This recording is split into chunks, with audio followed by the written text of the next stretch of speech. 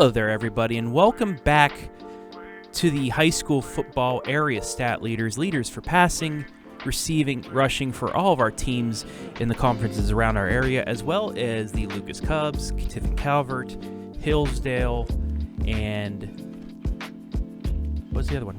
Willard this year. Willard, because they're doing things in a big way as well. I'm Travis Berardi alongside Hayden Gray, and Hayden, football's back 2 weeks in, and we've already seen some great performances, so I'm not even gonna go around things. Let's get right to it, and first take a look at the passing leaders. And Willard's Isaac Robinson just put up one of the best performances probably in school history against Plymouth. Over 500 yards passing. He has 893 yards passing to start things off. But a lot of names, a lot of new names in here down in this list. A lot of names, a couple of names we've seen from last year, Hayden. But what do you like down on this list? A lot of guys. I mean, you have to be over 350 through 2 games just to be on the list. Yeah, what we're seeing is a lot of guys already airing out, maybe seeing a shift in some of that ground attack that was so prevalent for years to the pass game. Caden Shadone, another guy right up there for River Valley at 637 on the season.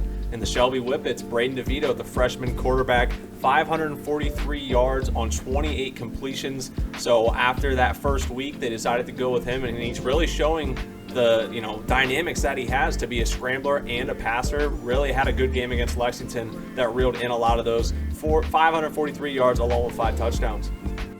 Yeah, and taking a look at some other passing leaders, you got Brandon Mitchell from South Central once again putting up big numbers this year. You'll see him probably in the top 10. Cameron Kuna Madison throwing the ball 92 times through 2 games, 481 yards. It's probably a school record. I think Brian Skoronsky and I were talking about earlier. Mason Wolf out of West Holmes is on this list, backing up, from a great quarterback that graduated last year. Malachi Bayless of Bucyrus, and then Hayden Kuhn of Crestview. They have a balanced attack, and he's in there, so it tells you we're probably going to be seeing some rushing numbers up there as well. But, yeah, so these are the first few names that we got, first 10 names on the list for passing, but there are a lot of players just off this list and some new names as well. So now let's take a look at our receiving leaders, and leading the way there, Isaac Blair of South Central. And you figure since Brandon Marshall throws up the big numbers, you got to have a couple guys to catch it, and Isaac Blair is one of those main men. Yeah, the same thing goes for River Valley's Caden Shadone. You have to have someone corralling in those yards, and that's Kean Shadone for the River Valley Vikings. He has 305 receiving yards so far this season. As you mentioned, Jonathan Metzger, another one of those on the list for Ashland. Cam Robinson from Willard have to have another one to haul in all the yards that they've been dishing out. Isaiah Ramsey for Shelby, definitely looked upon as one of the top receivers for them after graduating a lot of talent this year.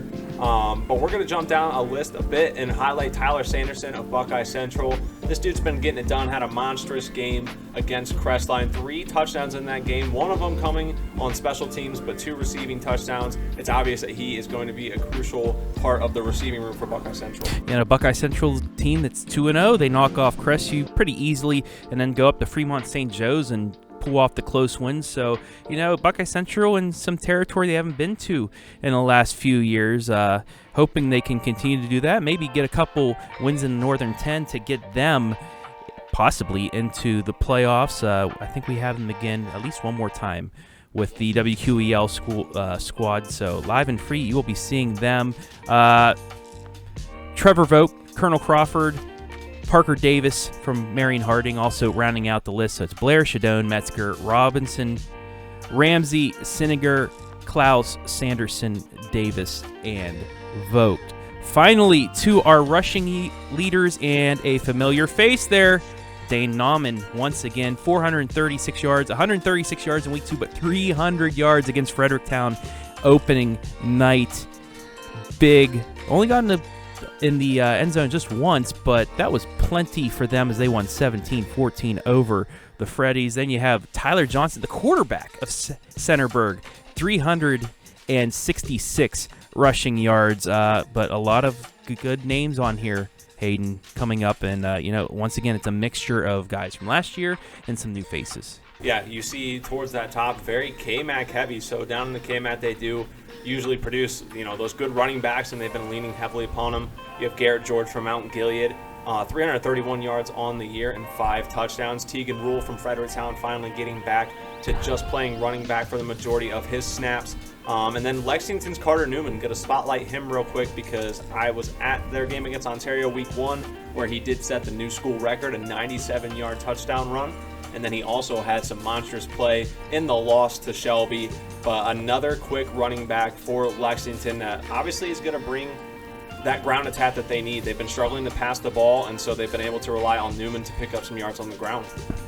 Yeah, and, Lexington, a couple tough losses to start the year, that close one to Ontario, and then, Shelby really got together and put together a good game, but he's still producing solid numbers. Some other names, Tegan Rule, Fredericktown, they have high hopes this year with him. Cade Carpenter coming back. Manny Mullins, Buckeye Central, another one of those names. If they can continue to put out good numbers, that squad, might have a shot at the playoffs this year.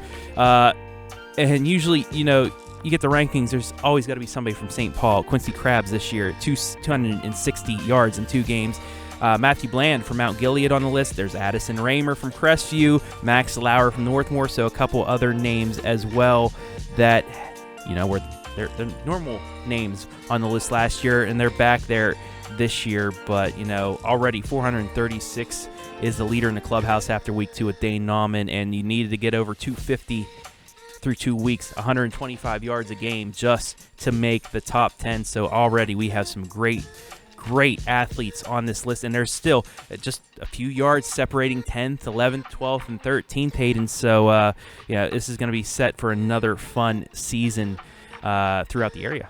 Yeah, for sure. I definitely, all across the board, I love watching these week to week. Rushing is always one of my kind of favorites. I just like to see that competition. I think Nauman may be trying to come for that title this year after Lincoln Monkoff. The last week 10, just got by him. He was creeping up there, but he's graduated now, and Dane Nauman now going into the MOAC as well. So once conference play starts in a couple of weeks, they're gonna get going. But also coming up this Friday, Dane Nauman versus Addison Raymer. We already have our first top 10 matchup between 2 running backs, so that'll be one worth watching. And we'll see if some Mansfield Senior TY Tigers get in on this list. It's just they're so balanced, but who's going to have the big game against Massillon, Washington to possibly knock them off and maybe get them on the list? Yeah, I think, week 1, Ricky Mills was kind of the workhorse at running back. Then they play someone else, and I know Mills only took a few snaps, but then you have Duke Reese, too, holding it down. So we'll see if maybe he steps up, has a huge game, and finds his way onto our passing list. So we'll find all that out this Friday night. 6 live streams coming to your way, live and free on the OH Report. And don't forget, 11:30 live right here from the studio. The Friday Night Pigskin will have scores from all around the area, as well as highlights from those 6 games and more. But for now, he's Hayden, I'm Travis, and we out.